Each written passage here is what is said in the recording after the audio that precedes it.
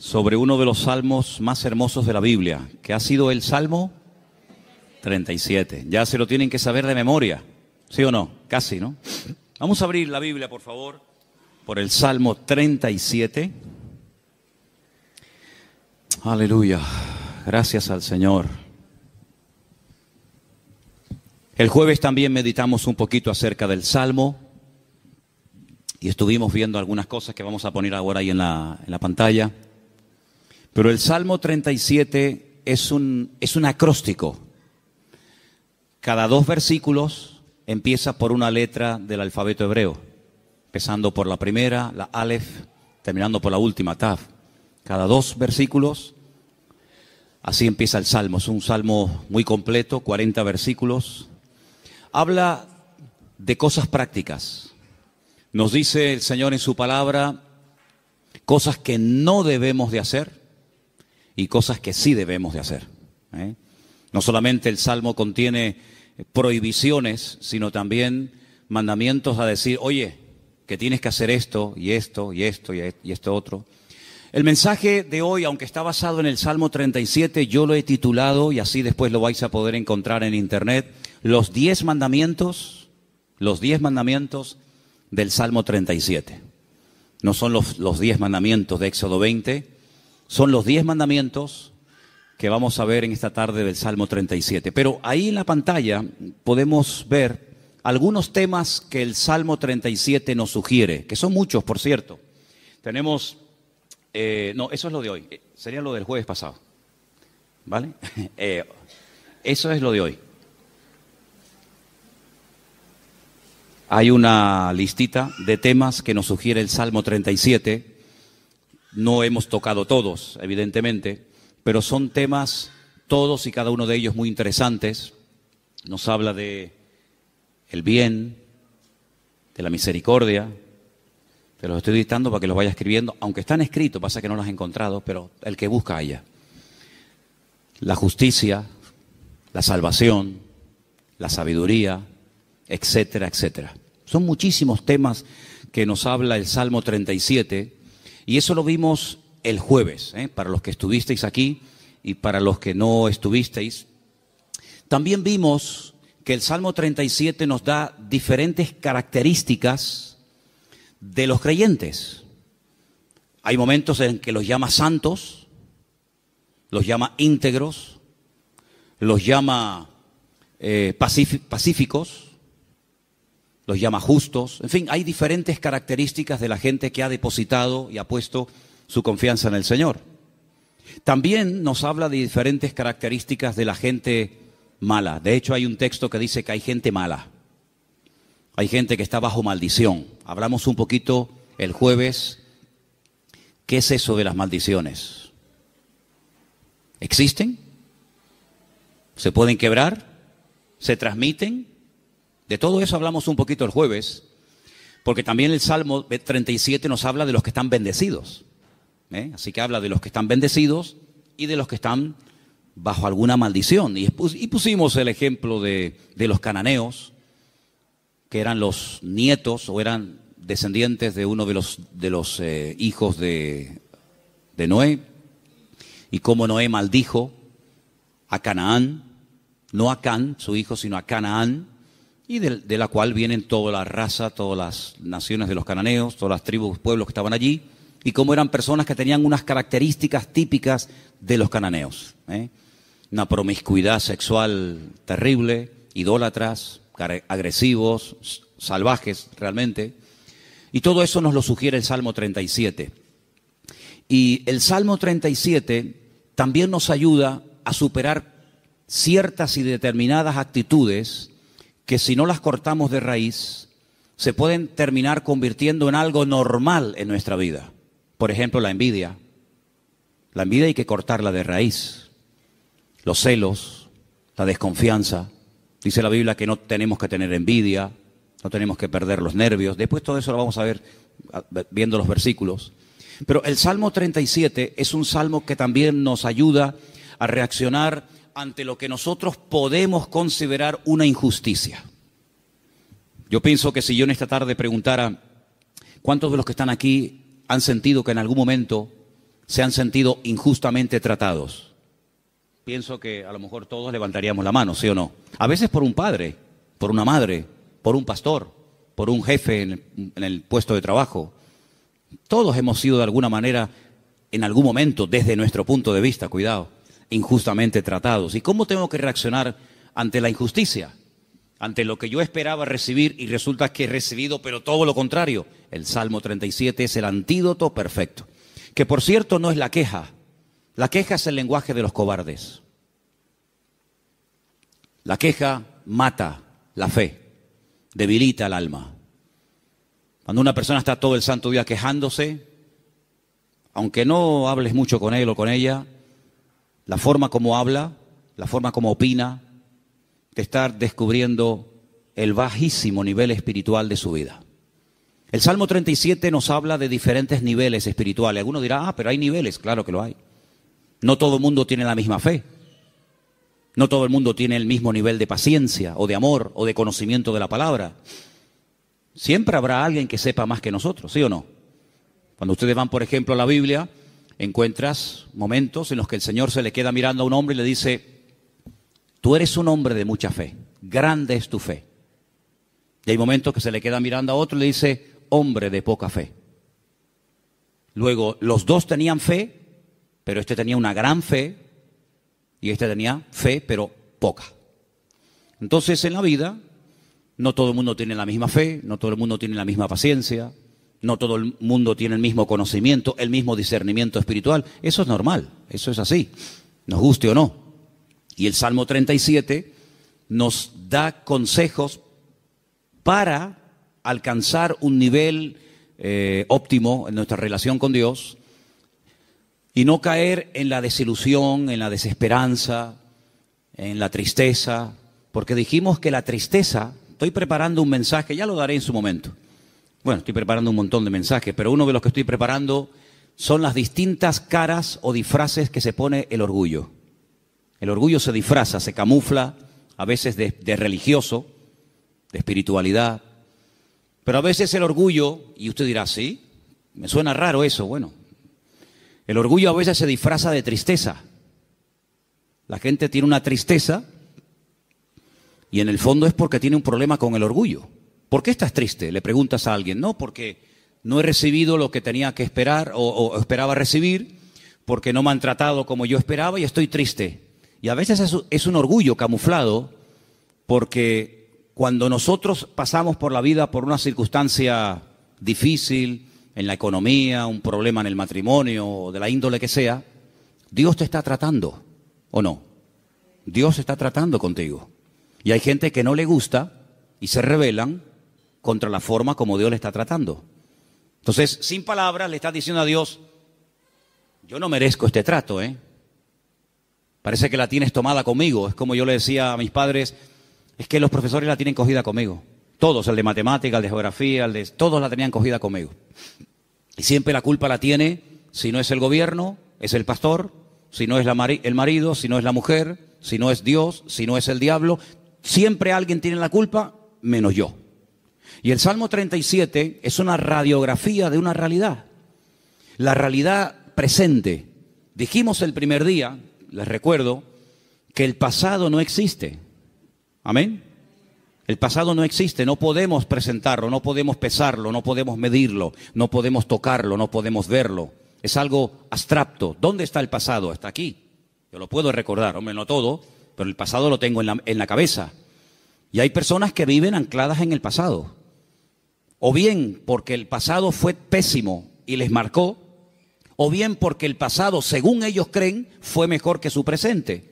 Pero ya leímos el otro día un versículo en el libro de Eclesiastés, donde dice que no es sabio y no está bueno decir, no es sabio opinar o decir que los tiempos pasados fueron mejores que estos, sino que cada tiempo tiene su característica, y si tú tienes que mirar a tu pasado para recordar algo bonito, es que tú no tienes presente. Ahora, nosotros no podemos modificar el pasado. Si yo no puedo modificar el lugar donde nací, ni la fecha, ni la hora, yo no puedo modificar el pasado, pero sí puedo echar a perder mi futuro. Dile al que está a tu lado: tu pasado no lo puedes cambiar, pero puedes echar a perder tu futuro. Ay, amigo. Yo no puedo evitar que ayer o antes de ayer o hace 10 años o hace 20 años me ocurriera aquella cosa que me hizo tanto daño. Ahí está, yo no lo puedo evitar, ya está hecho.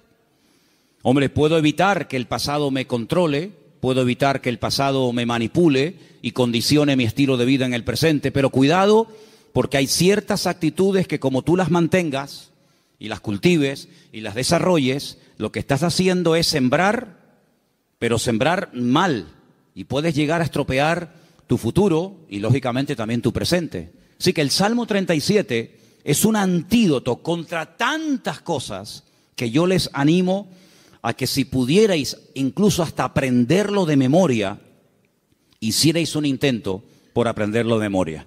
A lo mejor si en casa sois 4 o 5, pues decir, bueno, vamos a aprender cada uno, papá, aprende tú 5 versículos. Mamá, tú otros 5, yo otros 6. Hasta el perro puede, si tuvieras loro, hasta el loro podría aprender algún texto. Apréndanse el Salmo 37, es excelente. Vamos a ver hoy los 10 mandamientos del Salmo 37. Y ya te he dado tiempo de sobra, Saray, para que los encuentres. Los tenemos ahí en la pizarra, ¿verdad? Amén, qué bueno, estupendo.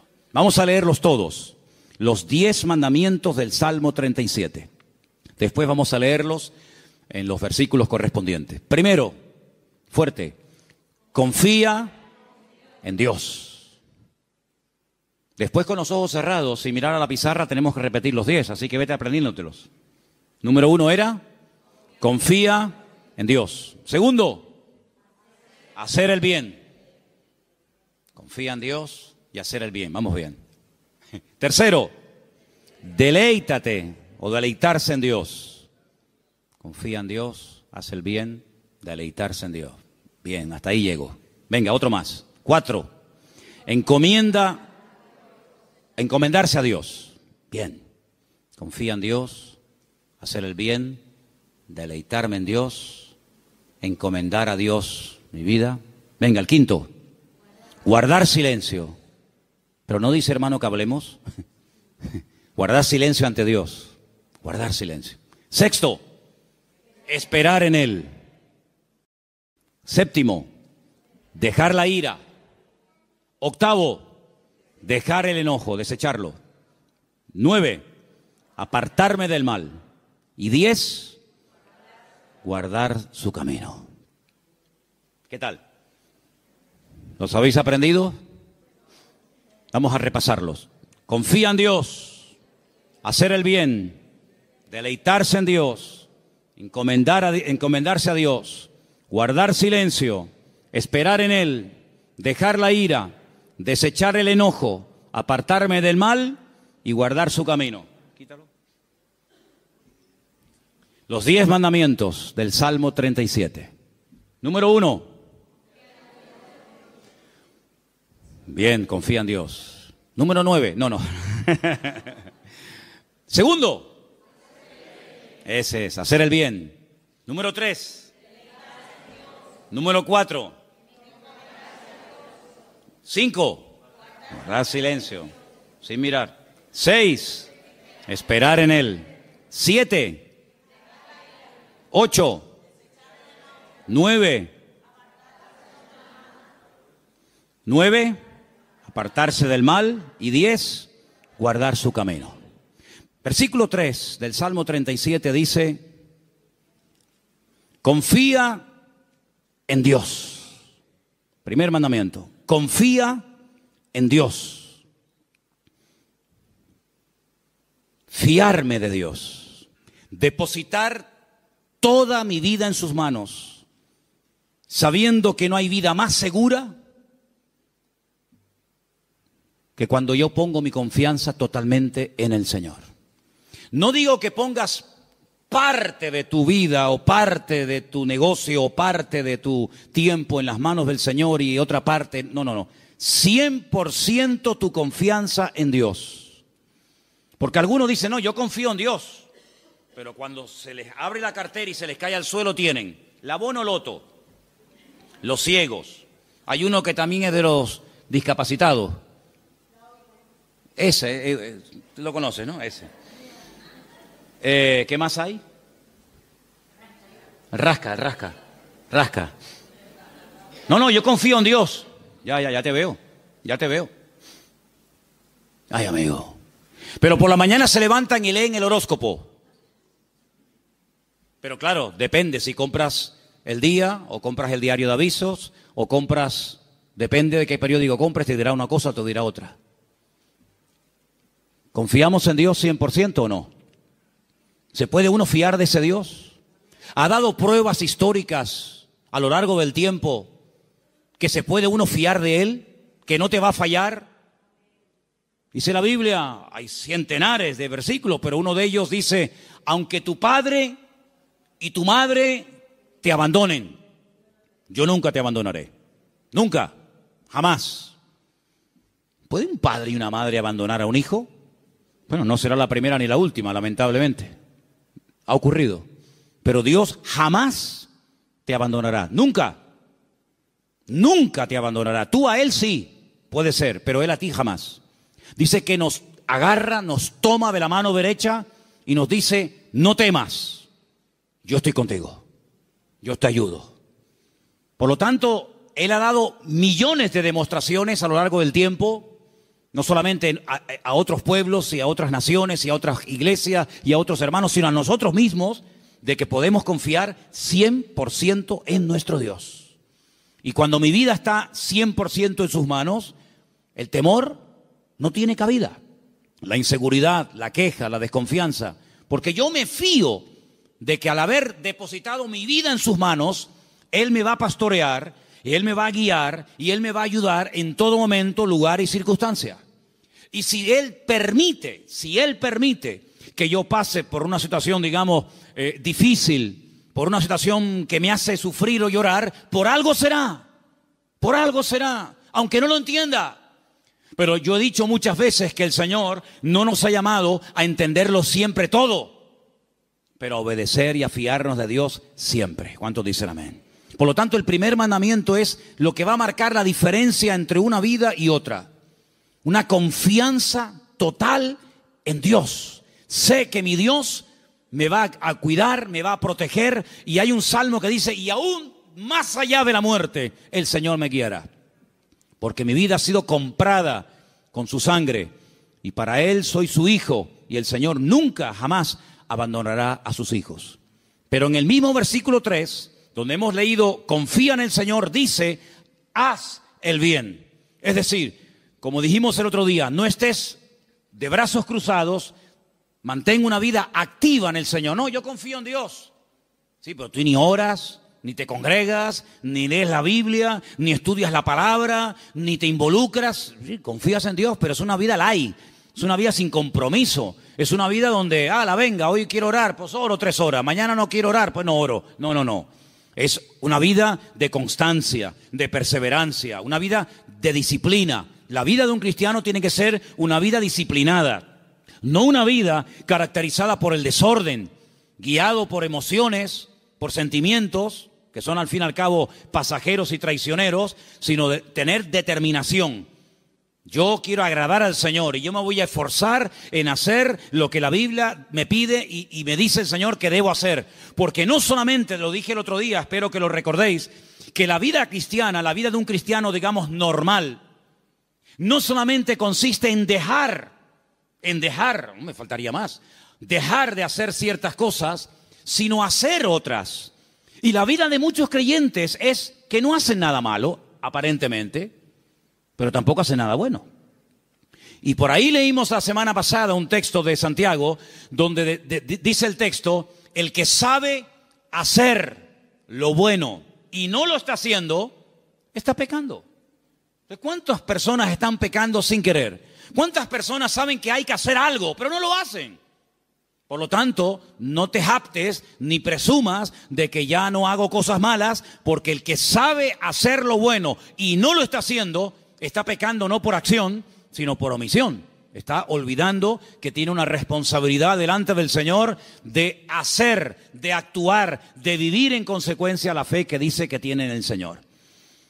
Y en ese hacer, en esa confianza que he depositado en Dios, comienzo a disfrutar de mi relación con Dios, a deleitarme en Dios. Comienzo a tener placer de ser cristiano. Ser creyente no es una desgracia, hermanos. No es una pesada cruz que me martiriza, donde no disfruto de nada, sino yo creo que es más bien todo lo contrario. El creyente tiene que aprender a disfrutar de lo que tiene ya, ahora. ¿Cuántos dicen amén? Y dice, bueno, pero ¿qué tengo? ¿Cómo que qué tienes? ¿Qué tienes? Pues lo primero que tienes que darle gracias a Dios es por la vida que tienes. ¿Te parece poco? Y por la ropa que llevas puesta. Y por los zapatos que llevas. Porque hay millones de personas que jamás en la vida se han puesto zapatos. Y por la comida que has comido. Y por la casa que tienes. Y por el coche que tienes. Y si no tienes coche, por lo menos pudiste venir en la guagua. Fíjate que es bueno Dios que el hombre ha inventado un sistema para transportar a la gente de un lugar a otro. Y mira tú por dónde tú puedes disfrutar de él. Gloria a Dios. Tienes una iglesia donde poder congregarte. Si tienes hijos, si vienen a la iglesia, ahora mismo están siendo atendidos por hermanas que se están perdiendo el culto para que tú estés aquí oyendo la palabra y los niños están siendo atendidos. Gloria a Dios por ello. Gracias al Señor por el lugar donde vivimos. No tenemos que vivir con miedo, con una inseguridad. Algunos que han venido de otras naciones, ¿qué les voy yo a decir a ustedes? Donde me dicen, no, que va allí. Donde yo a las 5 de la tarde todo el mundo como los topos bajo tierra. Todo cerrado, con rejas, con ventanas, con persianas. Uy, por la calle no puedes ir porque va todo el mundo armado y te quitan el reloj y te quitan esto. Aquí a mí nunca me han quitado nada y tengo 55 años, a mí nunca me han robado. A mí nunca me han robado. Cuidado, a ver si ahora me va a pasar que me roben, pero bueno, no pasa nada. Si me roban, ¿sabes por qué me han robado? Porque algo me sobra. Porque no se le puede robar al que no tiene nada. Luego, si te roban algo es porque tienes algo. Ya es un motivo para dar gracias a Dios. Por lo tanto, hermanos, deleitarnos de lo que tenemos. Hay gente que siempre tiene o la pena de lo que perdieron, que tenían y perdieron, o están soñando siempre en algo que quieren tener, que a lo mejor nunca lo tienen, y en vez de disfrutar de lo que tienen ahora, viven o en el pasado o en el futuro, en tierra de nadie. Cuando lo que tienes que disfrutar es de ahora. Dale gracias a Dios por la silla en la que estás sentado. Y si no hacemos un día una prueba, quitamos todas las sillas y los bancos de la iglesia. Y os quedáis como yo mientras yo predico de pie. Y tenéis que estar todo el tiempo en la alabanza de pie, todo el culto de pie. Baños, los vamos a cerrar, no hay baños. Luz, cortamos la luz. Entonces vamos a comenzar a valorar que tenemos un local con luz, con aire acondicionado, con micrófono, con una silla. Gloria al Señor, no hay millones de motivos para darle gracias al Señor, hermanos. Hay cambios y hay milagros que solamente vendrán a nuestras vidas cuando comencemos a dar gracias al Señor por lo que tenemos. ¿Para qué quieres más? ¿Para qué quieres más? Si con lo poco que tienes, según tú, te quejas, si tienes más, te vas a quejar más. Entonces Dios a veces a alguna gente no le da más porque entonces estarían quejándose más tiempo todavía. Dice la Biblia que un día los discípulos llegaron al Señor y le dijeron, Señor, la gente tiene hambre, viven lejos, el lugar en el que estamos es desierto, no hay comida y ni siquiera tenemos dinero para dar de comer a semejante multitud. Diles que se vayan. Y el Señor le dice, ¿y por qué? Dadles vosotros de comer. Aprender a enfrentar nuevos desafíos. ¿Saben, hermanos? Una congregación, un creyente que no tiene desafíos delante, es un creyente que termina con el paso del tiempo estancándose. ¿Por qué les he comentado ahora de hacer una tronja, de ampliar el salón, de poner arriba un balcón, de hacer más? Pues tenemos que tener desafíos delante de nosotros. Si no nos acomodamos, nos hacemos señoritos. Bueno, estamos bien como estamos, como decía la antigua canción, somos un pequeño pueblo muy feliz. No, hay que esforzarnos y hay que trabajar y hay que sudar. Y cuando yo empiece a notar, yo les hablo de Manolo Sierra, cuando yo empiece a notar que me estoy acomodando, digo, hermano, mi tiempo aquí se terminó. Yo no quiero estar más aquí, yo me tengo que ir a un sitio de pionero a empezar de cero. Hermanos, no podemos darle lugar a la rutina en nuestra vida, a la monotonía. Tienen que haber desafíos. Hay congregaciones que viven de las glorias del pasado, iglesias que ya lo tienen todo. Y te das cuenta que les hace falta todavía tantas cosas, como le dice de la Odisea. Nos hemos enriquecido, no nos hace falta de nada. Y el Señor estaba en la puerta de la iglesia llamando, dice, si alguno oye mi voz, Entraré a Él, cenaré con Él y Él conmigo. Habían perdido lo más grandioso y hermoso que puede tener una congregación, que es la presencia del Señor. La habían perdido y ni siquiera se habían dado cuenta. ¿Cuántas cosas hay por ahí así que nos dejan con la boca abierta? Por lo tanto, hermano, vamos a deleitarnos en el Señor. Vamos a disfrutar de la vida. ¿No dice la Biblia, deleítate con la mujer de tu juventud? ¿No dice eso la Biblia? En la mía sí. Algunos me miran como diciendo, pero eso dice la Biblia. Uy, más todavía. Con la mujer de tu juventud, que sus caricias te satisfagan en todo tiempo. Así que ya saben, yo me deleito, pero tú me haces caricias. Eso dice la Biblia, deleítate con sus caricias. Gloria a Dios. Dale gracias a Dios por tus hijos. ¿Cuándo fue la última vez que dijiste, te doy gracias por mi hijo? Pero es que ella tiene 80 años, no importa. Otros lo perdieron cuando tenía 20. Y el Señor te lo ha dado a ti 40 años. Ay, amigo. Dale gracias a Dios por tu madre, por tu padre. Dale gracias a Dios por el pastor que tienes, porque de momento es el único que tiene. Es lo que hay. Dale gracias a Dios por todo lo que tienes cada día. Y cada vez que comas, di, Señor, hoy han muerto 17,000 personas de hambre en el mundo y yo no seré una de ellas. Yo ahora tengo algo para llevarme a la boca. Gloria a Dios. Comenzar a regocijarnos en el Señor. Hermanos, que la gente diga, pero ¿qué tiene esa gente que no se quejan? ¿Qué tenemos? El Dios más grande y más maravilloso que jamás se pueden encontrar por la vida. ¿Cuántos dicen amén? Eso es lo que tenemos. ¡Aleluya! Gloria a Dios. Amén. Pero el quinto mandamiento, el primero era confía en Dios, el segundo era hacer el bien, el tercero era deleitarme en Dios, el cuarto era encomendar a Dios, poner todo, mi vida, mis negocios, mi futuro, mis planes, todo en las manos del Señor. Pero el quinto es muy bueno. ¿Cuál era? Guarda silencio. Ay, amigo. Ay, amigo. Yo ya les conté una vez, yo sé que ya se lo conté. Algunos dirán, eso ya lo contaste, sí, pero te lo voy a contar otra vez. En la antigua Grecia se le daba mucha importancia a la oratoria, a hablar en público. De hecho, había escuelas muy famosas que hasta el día de hoy, en marketing y en muchas escuelas, se emplean las técnicas de aquella época, donde los griegos le daban mucha importancia al hablar en público, a perder el miedo escénico, etcétera. Y había un famoso maestro de una de las escuelas griegas que cobraba por enseñar oratoria, por enseñar a hablar correctamente en público a la gente. Y vino un día un chico y le dijo que quería que este maestro le diera clases. Y el maestro le dijo, a ti te voy a cobrar el doble de lo que le cobra a todos los demás alumnos. Y este dijo, ¿a mí el doble? ¿Por qué? Dice, porque contigo voy a tener el doble de trabajo. Contigo voy a perder mucho tiempo, primeramente, a enseñarte a que te calles. Y cuando aprendas a guardar silencio, es cuando por fin podré comenzar a enseñarte a hablar. Pero quieres comenzar a hablar, y para comenzar a hablar hay que aprender a estar en silencio. ¿Saben que el silencio es algo que se utilizó durante mucho tiempo en algunos lugares como tortura? Poner a una persona en un lugar donde no oía ningún tipo de ruido. Y en algunos casos la gente se terminaba volviendo loca. Pero muchas de las grandes cosas que Dios ha revelado a lo largo de la historia, grandes hombres de Dios, lo ha hecho en la calma, en el silencio.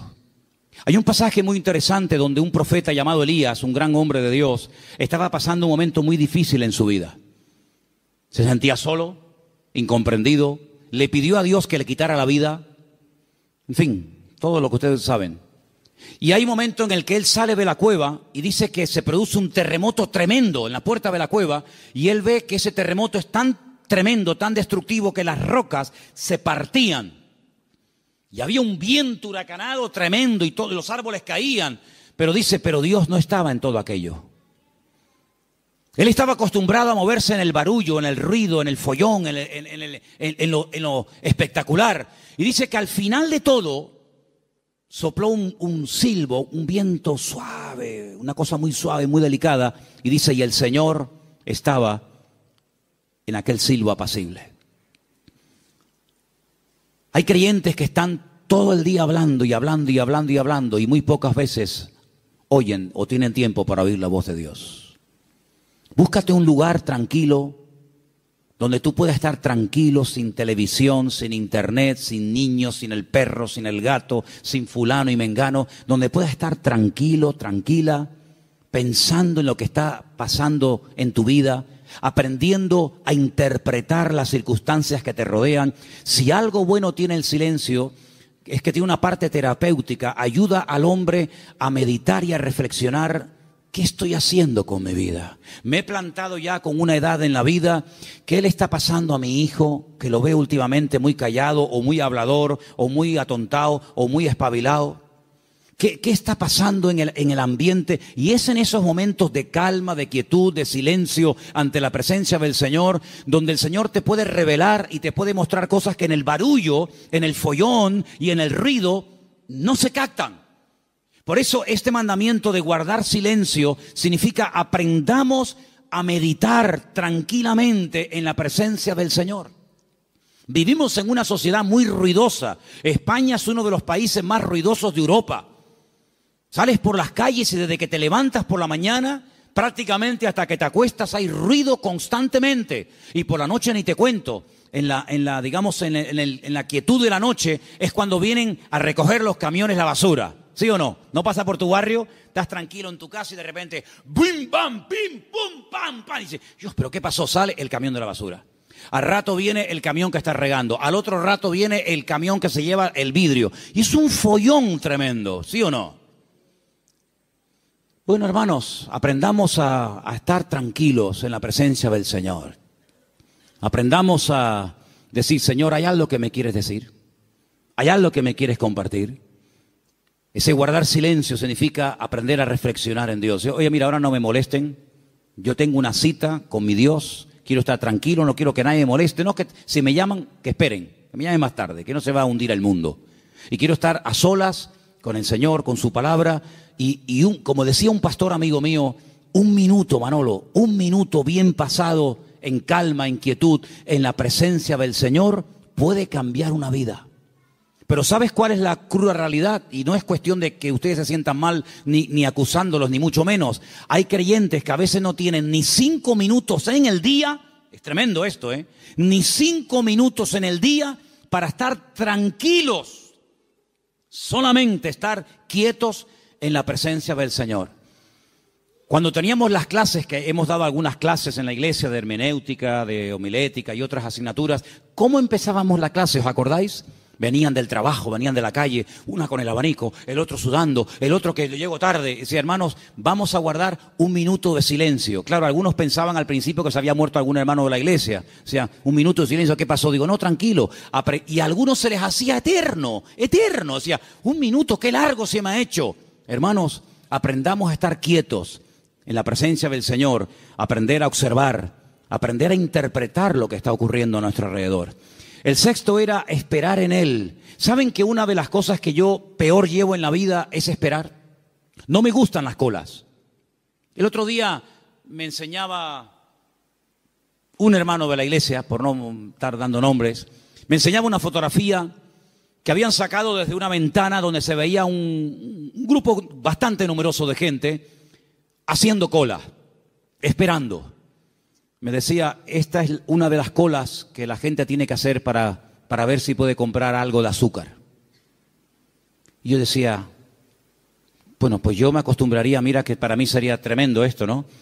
Pero yo digo, bueno, yo me acostumbraría a vivir sin comer azúcar, porque yo para estar 2 horas, 4 horas para un paquete de azúcar, y me dice otra persona, sí, pero es que también tienes que hacer cola para comprar la leche. Digo, bueno, pues, no sé, me acostumbraría a no beber leche.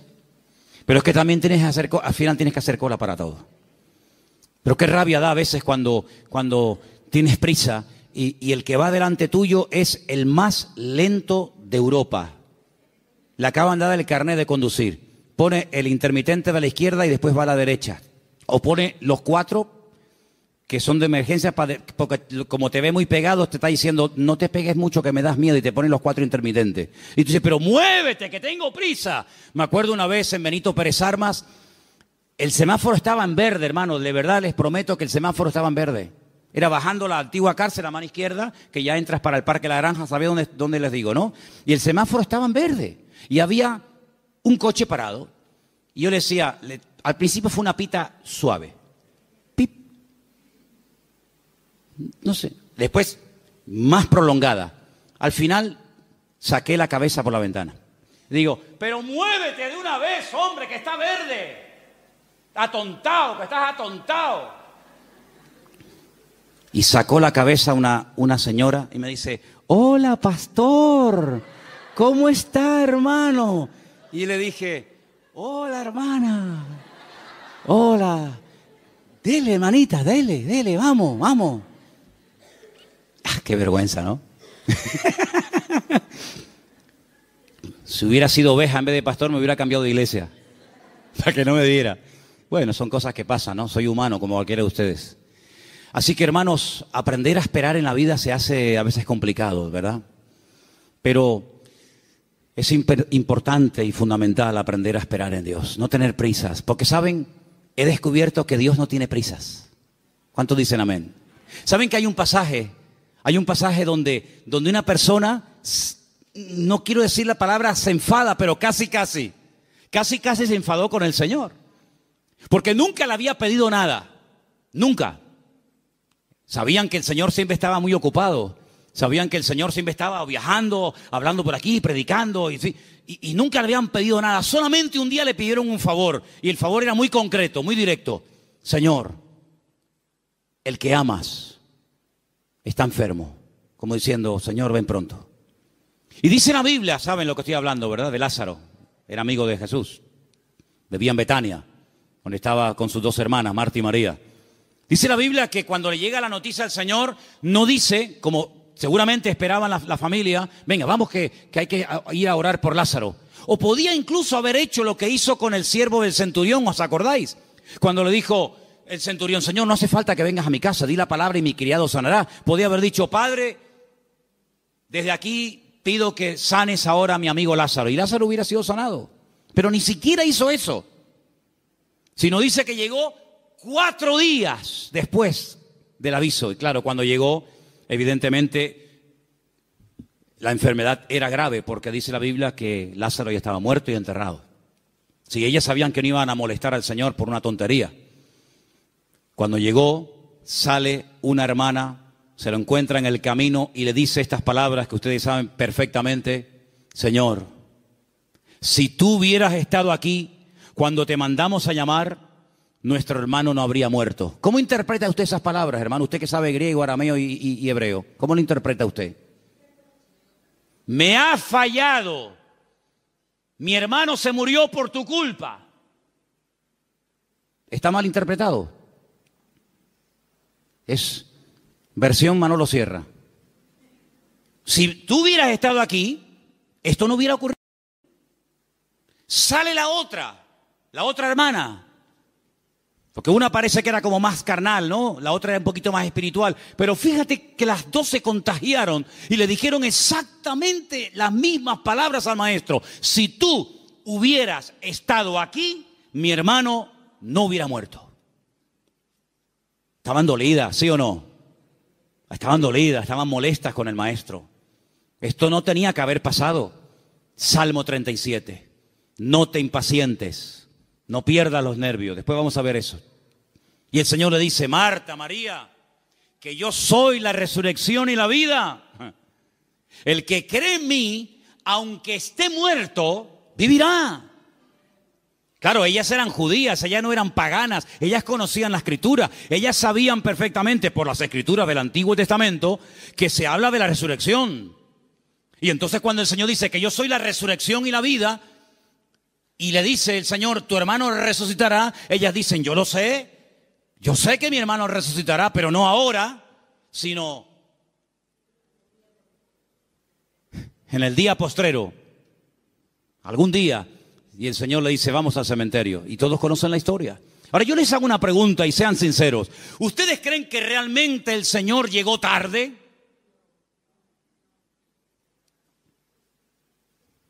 El Señor nunca llega tarde a ninguna casa, a ninguna familia. El Señor siempre llega cuando tiene que llegar. Siempre. Es que si esto hubiera ocurrido media hora antes, sí, pero ocurrió así. El Señor lo quiso así. Y ya está. El Señor llegó cuando, humanamente hablando, según ustedes, ya no hay nada que hacer. Y hay situaciones, escucha bien esto, hermano, porque cuanto antes lo aprendan, algunos, unos más que otros, mejor. Hay situaciones que Dios permite, escucha bien, que Dios permite que lleguen hasta el final. Cuando ya, humanamente hablando, no hay ninguna posibilidad de cambio. Y el Señor lo permite. Hay otras que no. Hay otras que dicen, no, vamos a hacer esto ahora. Pero hay otras que dicen, tranquilo, lo va a hacer, pero no ahora. No cuando tú quieras, sino cuando yo quiera y como yo quiera. Y cuando llega al cementerio, hace uno de los milagros más espectaculares que el Señor hizo a lo largo de su ministerio. Levantar a un muerto que hacía 4 días que estaba enterrado. Eso no lo había hecho nunca.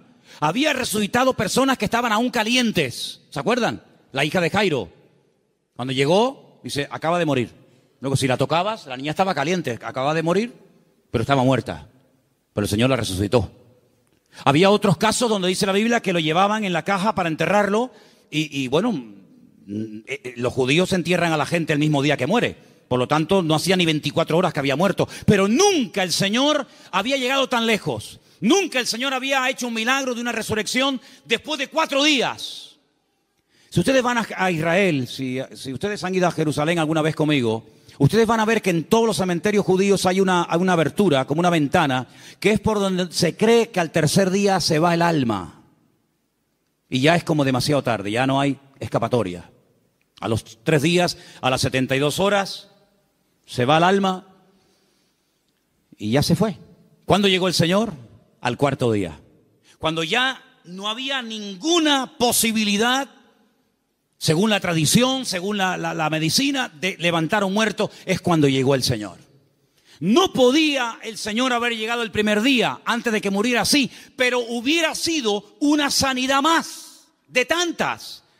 Pero el Señor quería hacer algo especial, porque amaba tanto a Lázaro, que si hubiera llegado a la media hora o a los 10 minutos de haber recibido el llamado, hubiera sido una sanidad. Y Lázaro podía haber dicho, el Señor me sanó cuando yo estuve enfermo. Pero yo te amo tanto, Lázaro, que no te voy a sanar. Te voy a resucitar. Y eres la única persona en toda la historia de la humanidad que yo resucité al 4.º día. Entonces no te das cuenta, hermano y hermana, que a veces hay situaciones como que tú dices, pero ¿dónde va a terminar todo esto? ¿Pero hasta cuándo va a llegar esto? Es por el amor tan grande que Dios te tiene, para que no sea una cosita más que puede pasar desapercibida, o que incluso algún incrédulo diga, bueno, sería casualidad. No, va a llegar al límite, al extremo, cuando ya no hay ninguna posibilidad de cambio, de mejoría o de perfeccionamiento, cuando el Señor va a llegar y va a decir, ahora, para que la gente diga, esto era para la gloria del Señor. ¿Cuántos dicen amén? ¡Aleluya! Así que, tranquilo, no te precipites. Amén. Hay 4 prohibiciones, antes de seguir con la lista de los mandamientos. Hay 4 prohibiciones, las voy a leer rápidamente. 4 cosas que el Salmo dice que no tenemos que hacer. Yo las voy a leer y tú te vas a preguntar a ti mismo si la estás haciendo. La primera está en el versículo 1. Salmo 37:1. No te impacientes a causa de los malignos. No te impacientes. No pierdas la paz. Tranquilo, relájate. Dile que está a tu lado, relájate.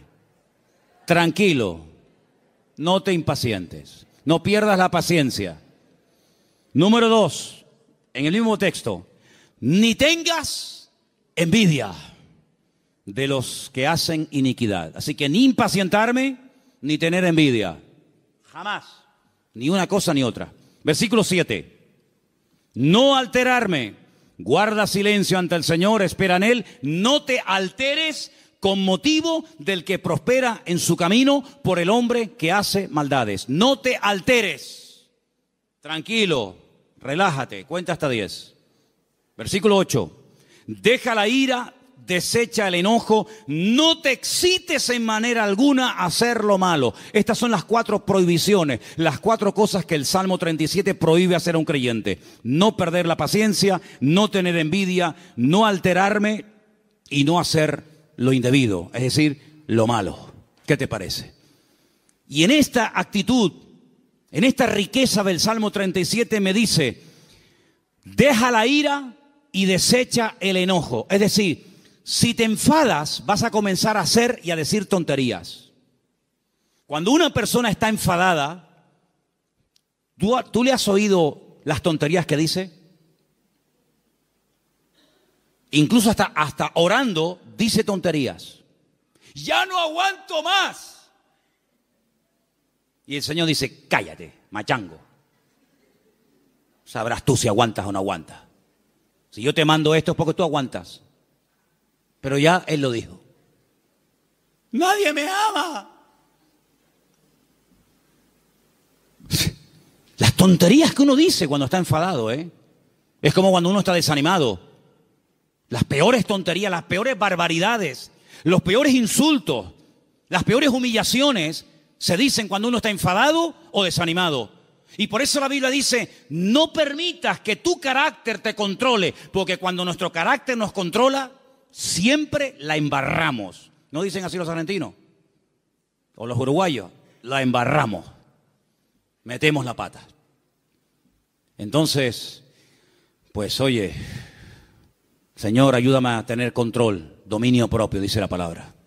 Dominio propio. Teníamos hace años en una montaña que hay en Llano del Moro, en una torre muy alta, teníamos unas antenas que colocamos allí cuando pusimos la primera emisora de radio cristiana de las Islas Canarias. Y había un hombre que todas las mañanas subía a ese monte y pegaba un grito, pero un grito que se oía en todo el valle, se montaba en el coche y yo creo que se iba a trabajar. Y yo digo, oye, uno dirá que está loco, pero yo creo que este hombre es sabio, Porque el hombre se iba al monte, pegaba un alarido estilo Tarzán, yo creo que tenía algo de espíritu de Tarzán. Gritaba, se montaba en el coche y se iba.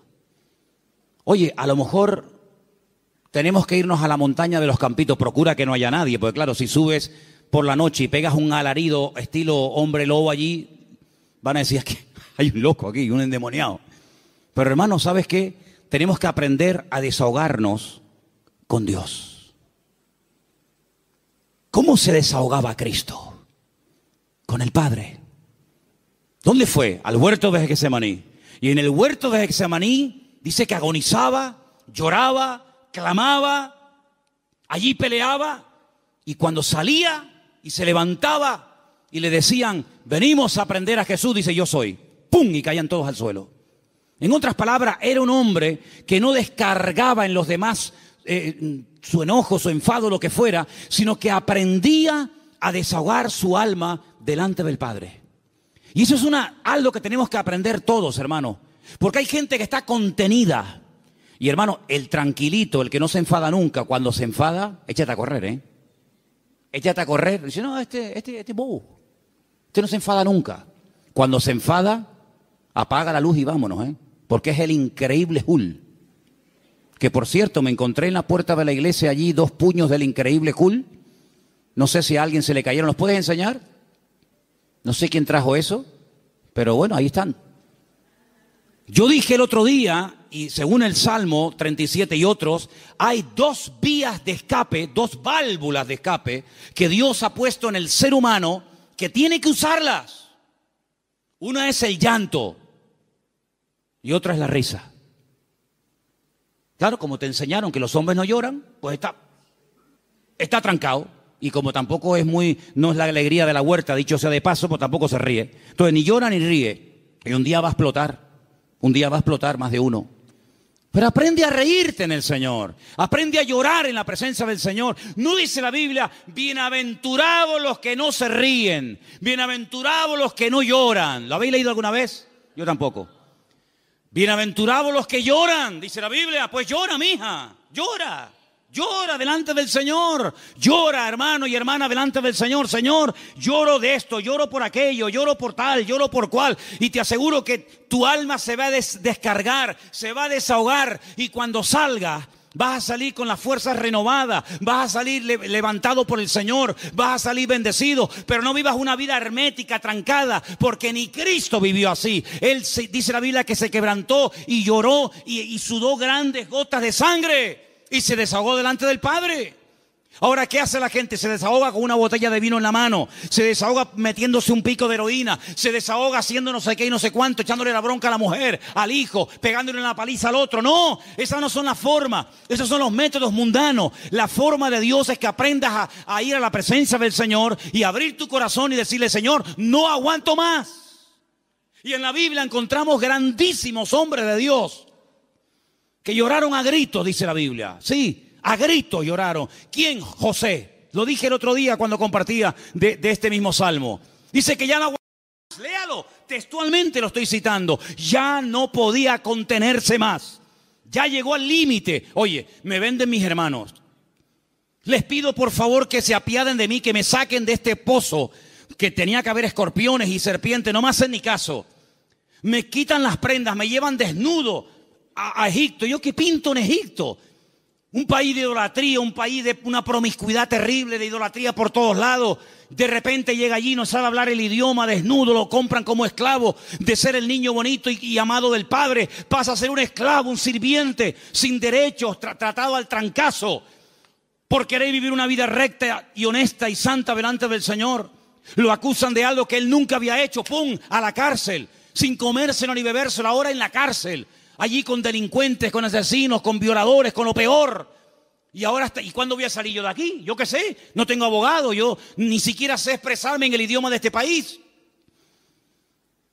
Cuando sale de allí, Dios lo levanta, lo bendice, lo prospera. Y cuando ve venir a sus hermanos, no permitió que la ira, que el enojo, que la rabia dijera: ahora que tengo poder. Porque cuántas veces yo he dicho de este mismo púlpito: si quieres conocer a un hombre de verdad, si quieres conocer a un pastor de verdad, si quieres conocer a una persona de verdad, dale poder y dale dinero. Claro, el coleta, el otro que, en fin, y el otro, es muy fácil criticar lo que hacen los demás, que yo no defiendo a nadie, ahí me da igual, para mí son todos iguales. Pero hermano, cuando alguien suba allá arriba, da igual si es un cargo poderoso en la política, en el deporte o donde sea, dale dinero, que mueva millones. Dale poder.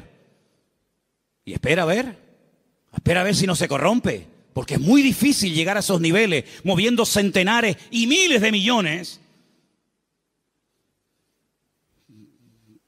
Que tenga la cabeza bien amueblada. Ay, amigo. José ahora tiene poder, es el hombre más poderoso de la tierra después de Faraón. No se mueve ni una hoja sin su permiso.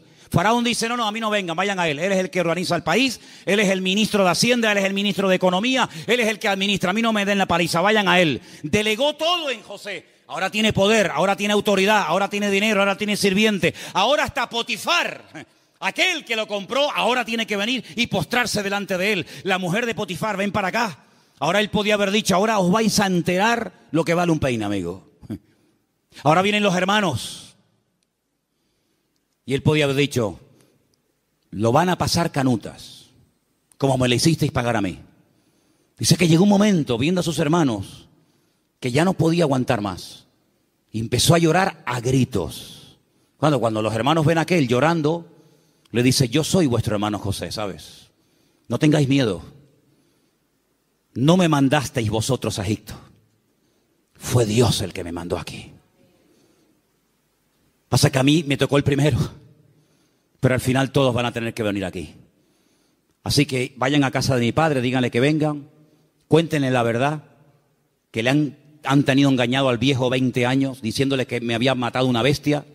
Tráiganlo y vamos a comenzar a disfrutar de la vida. Guardó su corazón, no permitió que la ira, la rabia, ¿verdad?, el poder le transformara, sino que él supo canalizar todo aquello para bendecir a otras personas. ¿Te das cuenta? Entonces, queridos hermanos, dice la Biblia: sobre toda cosa guardada, guarda tu corazón. Porque la escasez, el depender día a día del Señor no ha echado a perder a nadie. Yo nunca he visto a nadie que por depender del Señor para todos se echara a perder. No, de verdad, créanme, no he conocido a nadie, pero sí he conocido a muchos que cuando tuvieron algo, muchacho, otra persona completamente. Es como yo a veces le digo a los jóvenes, oye, cuando no tenías novia, y no me dirijo a nadie, pero el que tenga, porque tenga, ¿no? O cuando no tenías novio, oye, eras encantadora, saludabas a todo el mundo, venías temprano al culto, te ibas la última. Ahora que tienes novio, eres más antipático que un pepino. No, amén, no digan amén. No. ¿Quién dijo amén? No digan amén, que se van a hacer... No. Entonces, que las circunstancias de la vida no te cambien. Sigue siendo igual, mijo. Sigue siendo igual. Tengo dinero, gloria a Dios. No tengo, gloria a Dios. Oye, que vengo en la guagua, amén. Que vengo en coche, amén. Que vengo en limusina, amén. Ten cuidado que como te la vea yo, te la vendo y compramos la tronja para la iglesia.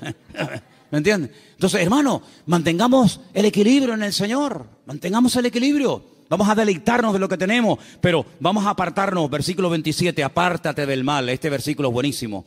Ya termino con este y con uno más. Apártate del mal, apártate del mal. Dios no tiene que apartarse del mal, somos nosotros los que tenemos que apartarnos del mal. Es decir, ser selectivo. ¿Me conviene a mí esta amistad con esta persona? ¿De qué habla esta persona? Pues mira, está todo el día hablando de esto. No me conviene. No digo que sea mala persona, pero no me conviene. Su mundo no es mi mundo. Sus conversaciones no son las mías. Y para ser amigo tengo que entrar en su terreno y no me va. No me interesa. Apártate del mal. Aprender a retirarse a tiempo. Mira, no me conviene esta amistad, no me conviene este lugar, no me conviene estar todo el día con esto. Eso es lo que dice la Biblia. No son prohibiciones porque lo digo yo y punto. No, sino es por tu bien. Apártate del mal. Porque el mal difícilmente se aparta de uno. Escúchame bien. Generalmente el que tiene que apartarse del pecado es uno. El pecado generalmente no se aparta de ti. Tú sales a la calle y hay más droga que antes. Y más alcohol que antes. Y más mentira. Y más de todo que antes. Luego el mal difícilmente se aparta de una persona. Te tendrás que ir a vivir al Valle de Ucanca allí solo. Y ni siquiera allí. Porque decía Pablo, miserable de mí, ¿quién me librará de este cuerpo de muerte? Por lo tanto, apártate del mal, sé selectivo. Dice, mira, no me conviene este camino. Dice que el simple ve el peligro y pasa justamente por el peligro. El prudente dice, no me conviene ir por ahí, voy a dar la vuelta. Es más largo, pero no importa. Prefiero dar la vuelta que pasar por ahí que me cortan la cabeza. Apártate del mal, haz el bien. Y dice finalmente, verso 34, el 34 y termino, espera en Dios y guarda su camino, mantente en el camino del Señor, pon cuidado en las cosas del Señor, mantente en Dios. Un día bueno lo tiene cualquiera, pero es mantenerse un día, mantenerse dos, estar dispuesto a ser tratado. Hay gente que no quiere ser tratada, hay gente que pierdes la amistad en el momento que dice, mira, eso que estás haciendo no está bien, eso que estás haciendo es una payasada, eso que estás haciendo no te conviene. Automáticamente ya le cambió la cara, automáticamente se fueron las amistades. Apartarse del mal, ser sabio, tener ese discernimiento, ese temor a Dios. Esto que estoy haciendo, esto que quiero hacer no me conviene. Guardar el camino del Señor. ¿Qué es lo que le agrada a Dios? ¿Dios haría esto en mi lugar? Eso es lo que tenemos que hacer. Y déjame que te diga algo, porque tengo una frase aquí que apunté estos días. Es mucho más fácil deshacerse del pecado que de las consecuencias del pecado. El pecado no es tan fácil, no es tan difícil dejarlo. Pides perdón a Dios, Dios te perdona y se acabó. Pero amigo, a veces hay consecuencias de un pecado que hiciste que pueden durar años. Y hay gente que en sus cuerpos llevan secuelas del pecado que hicieron hace 40 años. Pero a veces las consecuencias están ahí. Que Dios nos dé fuerzas también para poder vivir en victoria. A pesar de que puede ser que de un pecado o de una vida en desorden que llevé en un momento puntual de mi vida, puede ser que haya un chiquitito corriendo por la casa, o haya una niñita, o haya no sé qué, o haya no sé cuánto. El pecado a veces deja cicatrices, el pecado a veces deja consecuencias. Y te vuelvo a repetir, es más fácil dejar el pecado que los hijos del pecado, que las consecuencias del pecado. Pero tienes que asumir eso. Y a veces eso es lo que te mantiene humilde. Es decir, esto me va a recordar toda la vida que aquel momento de mi vida yo viví en desorden y no hice las cosas como Dios manda. Yo dije el primer día cuando hablamos del Salmo 37, que el Salmo 37 es un mapa. Un mapa. Pero mira, y piensa en esto que te voy a decir ahora, el mejor mapa del mundo el más completo, el más bonito, a todo color, con todos los detallitos y las medidas y los ríos y las montañas, el mejor mapa del mundo, no nos sirve para nada si yo no sé dónde estoy. A mí me dan un mapa completo, me dice, mira qué belleza de mapa. ¿Vale? Ya sé dónde está el norte, las montañas, los valles, los ríos, pero yo en el mapa, ¿dónde estoy? Porque si yo no sé dónde estoy, el mapa no me sirve de nada. Ahora, cuando yo digo, no, tú estás aquí, vale, estoy aquí. Ok, vale, pues entonces dame un compás, dame una regla, yo mido, y entonces yo sé que me faltan tantas horas o tantos kilómetros para llegar aquí. Si yo no sé dónde estoy, el mapa no me sirve de nada. Aquí hay un mapa perfecto, el GPS de Dios. Pero si tú no sabes dónde estás, ¿de qué me sirve a mí esto? Eso de decir, no, lee la Biblia. Si no, yo la leí, pero no sabes dónde estás. No sabes si estás bien, si estás mal, si estás en desorden, si no estás en desorden. Pregúntale a Dios, ¿dónde estoy? ¿Cómo estoy delante de ti, Señor? Dios te lo va a mostrar. Dios te va a mostrar a la luz de su palabra y guardando silencio y esperando a Dios, te va a mostrar, mira, tú estás en este punto de tu vida. Tú has llegado a un punto en tu vida en el que te has estancado. Esa es tu realidad. Entonces, en base a esa realidad, yo trabajo. Si tú no sabes dónde estás ahora mismo, si tú no sabes cómo estás delante de Dios, vienes al culto y el culto es como una especie de placebo, ¿no? El culto es una especie de cuando me duele la cabeza, me tomo una pastilla, se me fue el dolor de cabeza, pero espérate, a lo mejor tienes algo más. Y tú te conformas con una pastilla. Y hay cosas en la vida que se solucionan con una pastilla, pero hay otras cosas que se solucionan con una operación. Entonces, ¿en qué punto de tu relación con el Señor tú te encuentras? ¿Tú qué necesitas? ¿Una oración así, un versiculito,